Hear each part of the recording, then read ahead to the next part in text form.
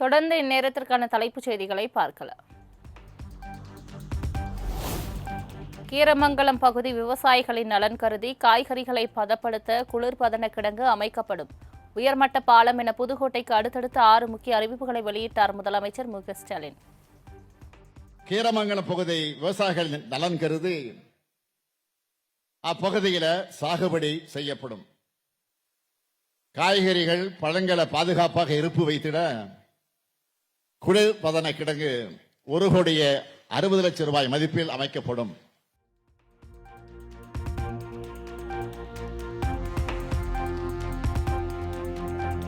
புதுக்கோட்டையில் 66,000 மாணவர்களுக்கு காலையில் சத்தான உணவு வழங்கப்பட்டு வருகிறது. 37,000 பேருக்கு வீட்டுமனை பட்டா வழங்கப்பட்டுள்ளதாகவும் முதலமைச்சர் மு க ஸ்டாலின் பெருமிதம்.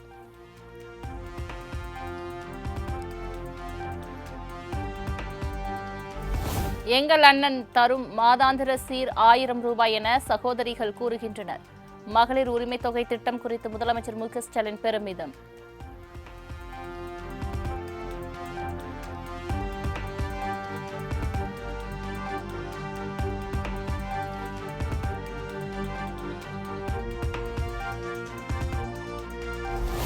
வாக்காளர் பட்டியலில் உங்களின் பெயர் இருப்பதை பொதுமக்கள் உறுதி செய்ய வேண்டும்.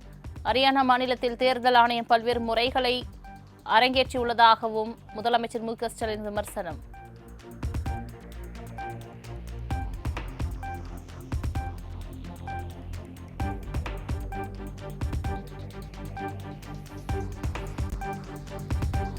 எதிரிகள் புது உத்திகளோடு நம்மை தாக்க முயற்சிகள் எடுத்து வருவதாக முதலமைச்சர் மு க ஸ்டாலின் சாடல். திமுகவை அடிக்க எதிரிகள் எஸ்ஐஆரை கையில் எடுத்துள்ளதாகவும் குற்றச்சாட்டு.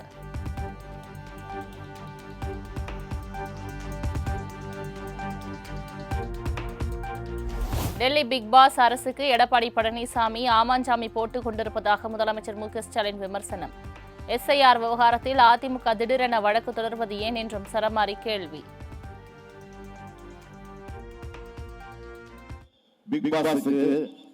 நம்முடைய பழனிசாமி போட்டு ஆகணும். ஆனா அதையும் தாண்டி இன்னொரு உண்மை. இதையெல்லாம் மக்கள் பார்த்துக் கொண்டிருக்கிறார்கள்.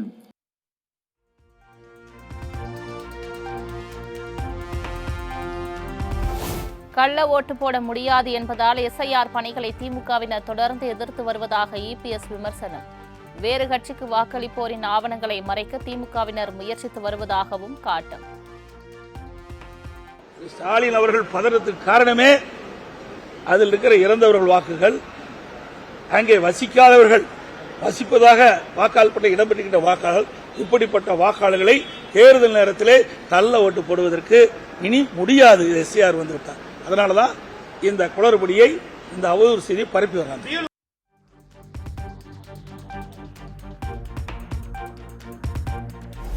எடப்பாடி பழனிசாமி விமர்சனம் பற்றி எங்களுக்கு கவலை இல்லை. எத்தனை முனை போட்டி வந்தாலும் திமுகவை வெற்றி பெறும் என முதலமைச்சர் மு க ஸ்டாலின் திட்டவட்டம்.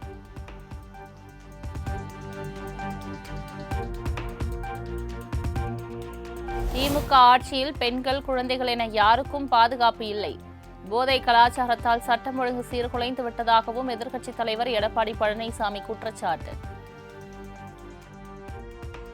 சரியான முறையில் நடவடிக்கை எடுக்காத காரணத்திலே இன்றைக்கு இப்படிப்பட்ட நிகழ்வுகள் தொடர்ந்து சிறுமிகளுக்கும் பெண்களுக்கும் அநீதி இழைக்கப்படுகின்றது.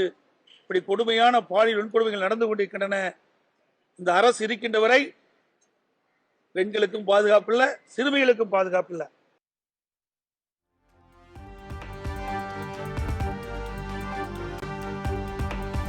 தமிழகத்தில் நிரந்தர டிஜிபி நியமிக்கப்படாதது ஏன்?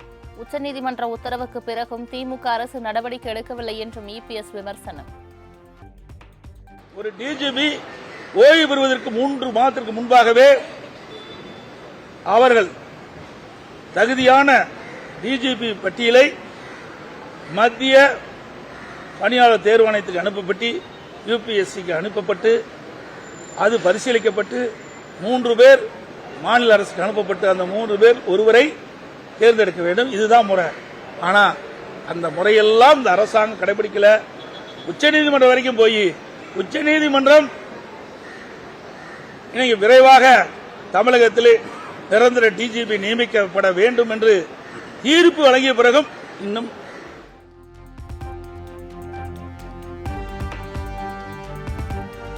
கூட்டணிக்கு அதிமுக தான் தலைமை வகிக்கும் என்பது திட்டமிட்ட ஒன்று. கோவையில் அதிமுக பொதுச் செயலாளர் எடப்பாடி பழனிசாமி திட்டவட்டம்.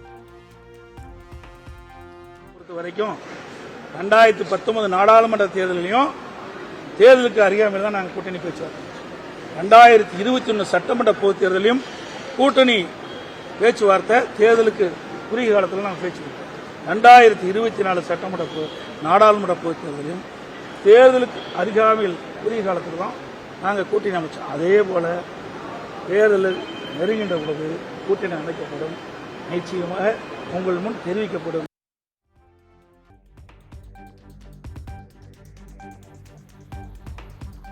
எடப்பாடி பழனிசாமி ஆட்சியில் இருந்தபோது கொடநாடு வழக்கில் தடயங்கள் அழிப்பு.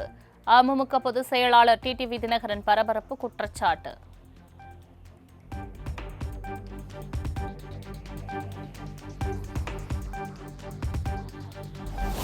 தேசிய ஜனநாயக கூட்டணியில் மீண்டும் இணையும் எண்ணம் இல்லை. அமமுக பொதுச் செயலாளர் டிடிவி தினகரன் திட்டவட்டம்.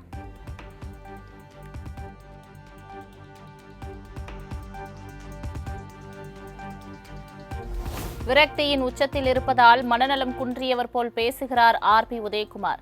தனக்கு மனநிலை பாதிக்கப்பட்டதாக விமர்சித்த நிலையில் அமமுக பொதுச் செயலாளர் டிடிவி தினகரன் பதிலடி.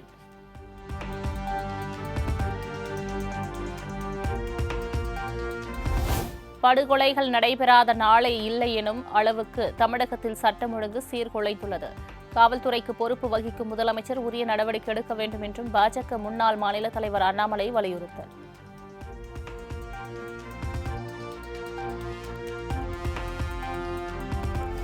(2027) ஆண்டு மக்கள் தொகை கணக்கெடுப்பிற்கான முன் சோதனை பணிகள் தமிழ்நாட்டில் இன்று தொடக்கம். வீட்டு பட்டியல் மற்றும் வீடுகள் கணக்கெடுப்பிற்கான முன் சோதனை வரும் 30ஆம் தேதி நடைபெறும் என அறிவிப்பு.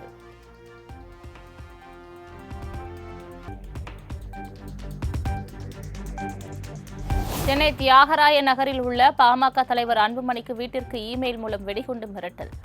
மோப்ப நாய் உதவியுடன் வெடிகுண்டு நிபுணர்கள் நடத்திய சோதனையில் புரளி என தகவல்.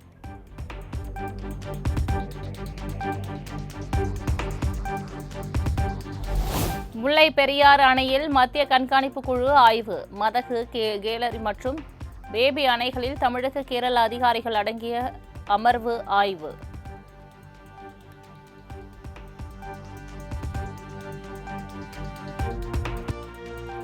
சென்னையில் ஆபரண தங்கத்தின் விலை சவரனுக்கு 880 ரூபாய் உயர்வு. ஒரு சவரன் 91,280 ரூபாய்க்கு விற்பனை.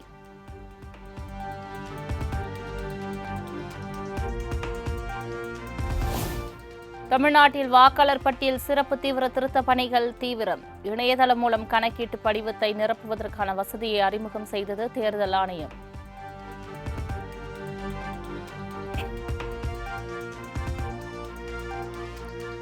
SIRக்கு எதிராக உச்சநீதிமன்றத்தில் மதிமுக, காங்கிரஸ், திரிணாமுல் காங்கிரஸ் சார்பில் மனு தாக்கல். SIRக்கு தடை கோரி அனைத்து மனுக்களும் நாளை விசாரணைக்கு பட்டியல்.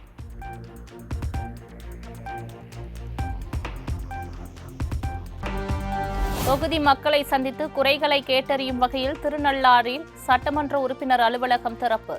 புதுச்சேரி சட்டமன்ற உறுப்பினர் GNS ராஜசேகரன் திறந்து வைத்தார்.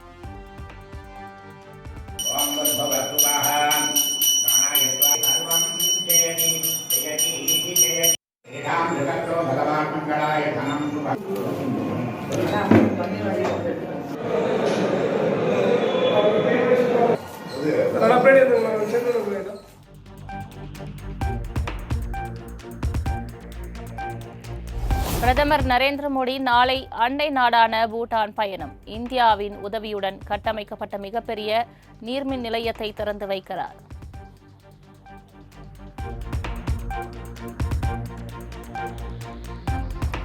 வெளிநாட்டு பொருட்கள் மீதான சுங்க வரியை விமர்சனம் செய்வோரும் முட்டாள்கள் என்று அதிபர் டிரம்ப் காட்டம். இதுவரை இல்லாத அளவுக்கு பங்கு சந்தை உயர்த்தும் மற்றும் பணவீக்கம் இல்லாத நாடாகவும் அமெரிக்கா தற்போது உள்ளதாக பெருமிதம்.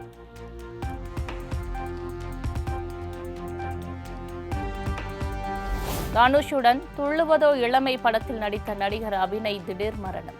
கல்லீரல் பாதிக்கப்பட்ட அபிநய் சிகிச்சை பெற்று வந்த நிலையில் காலமானார்.